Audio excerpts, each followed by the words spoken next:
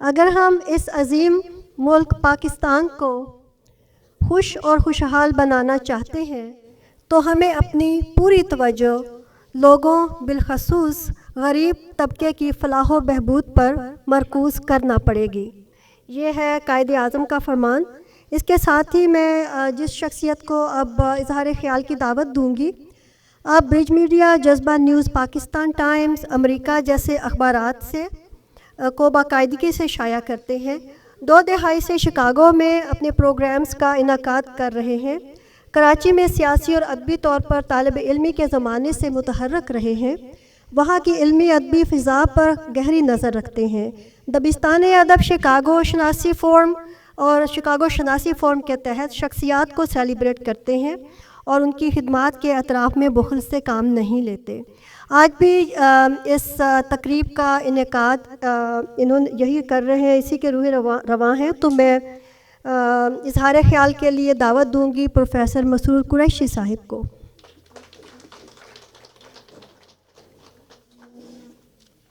بسم اللہ الرحمن الرحیم۔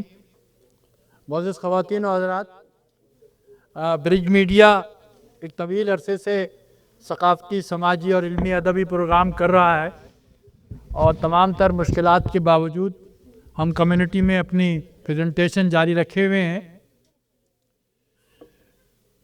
اس پروگرام کا ارادہ جب کیا گیا تو اس سے قبل ہمارے council general of Pakistan Chicago کی تعیناتی یہاں پہ ہو چکی تھی، اور انہیں آئے ہوئے تقریباً میں سمجھتا ہوں 1 مہینہ ہی ہوا ہے۔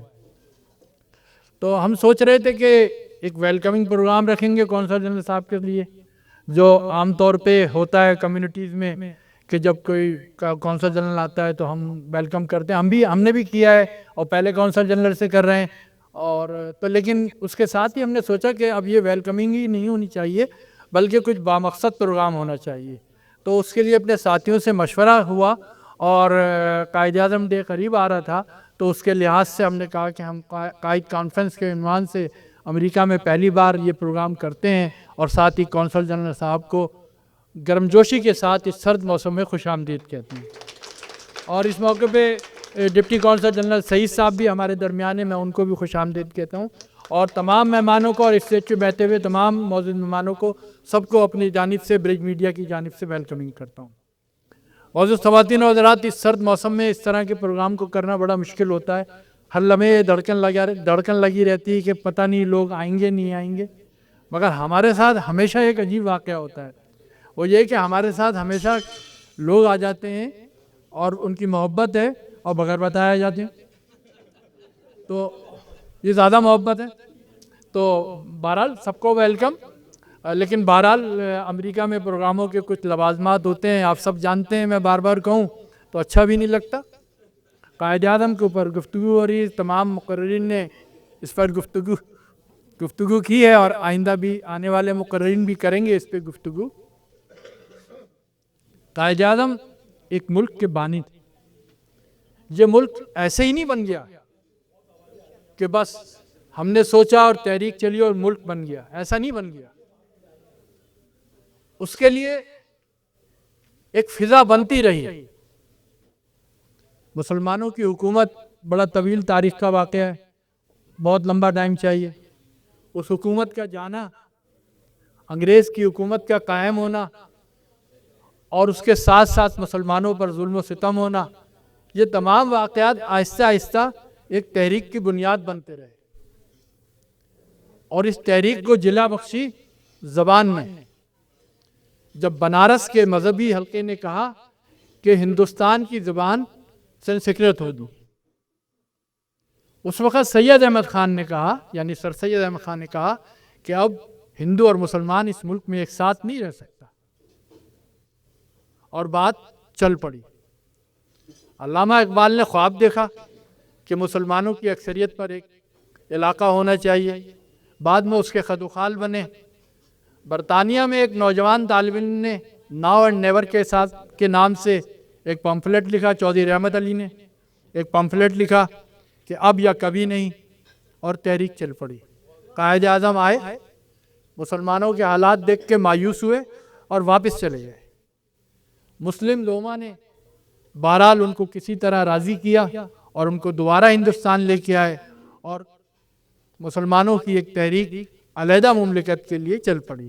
اس کے مختلف واقعات اور گوشے یہاں مقررین نے بتائے اور میرے بعد آنے والے بھی بتائیں گے, اور بہت سے لوگوں کو معلوم ہے, لیکن بہت سے نوجوان بھی ہیں ایسے جنہیں نہیں معلوم کہ پاکستان کیسے بنا اور قائد اعظم نے کس طرح جو ہے وہ کام کیا.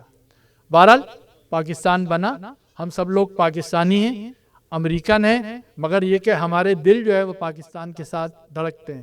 طاہرہ شاید اپنا وہ شعر بھول گئی ہیں جو ان کی کتاب کی اس پہ ٹائٹل پہ ہے, تو ابھی تھوڑی دیر میں ان کو یاد آئے گا تو یہ اپنا وہ شعر سنائیں گی.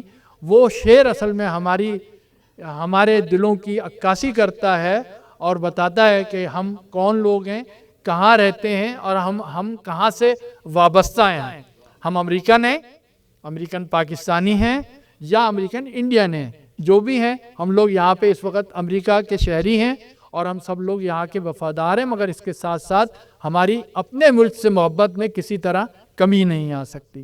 اور اسی کو اجاگر کرنے کے لیے یہ تقریب رکھی گئی ہے. کونسل جنرل صاحب نے ہمیں اپنا قیمتی وقت دیا, سعید صاحب نے اپنا قیمتی وقت دیا, طلعت بھائی نے اور تمام لوگوں نے, بھاٹ صاحب, ڈاکٹر مارثیہ ارمنسن, فاروق خواجہ اور آپ سب نے جو ہمیں اپنا قیمتی وقت دیا, اس کا میں آپ سب کے لیے بہت شکر گزار ہوں.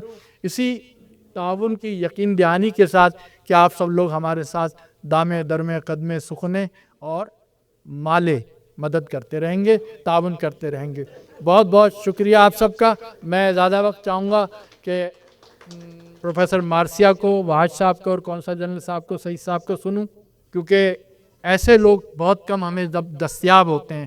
کیونکہ ڈاکٹر مارثیہ ابھی چلی جائیں گی پاکستان حبیب یونیورسٹی کے اس میں تو ٹیچنگ میں, تو پھر ہمیں دستیاب نہیں ہوں گے. تو میں اس لیے اپنی بات کو ختم کرتا ہوں. آپ سب کا ایک بار بہت شکریہ کے ساتھ صبر سے بیٹھیے گا. بہت اچھا کھانا زاہد ناری کا ہوتا ہے اور گرم بھی ہوگا اور پھر چائے بھی ہوگی. پھر ہمارے پروگرام کے بعد ایک محفل مشاعرہ بھی ہوگا. اور ہم اپنے چند ساتھیوں کو جو ہمارے ساتھ تعاون کر رہے ہیں اور جو ہمارے ساتھ علمی ادبی کاموں میں شکاگو لینڈ میں کام کرتے ہیں, ان کو ایک چھوٹا سا محبت نامہ بھی جو ہے وہ کونسل جنرل صاحب کی طرف سے پیش کریں گے. بہت شکریہ.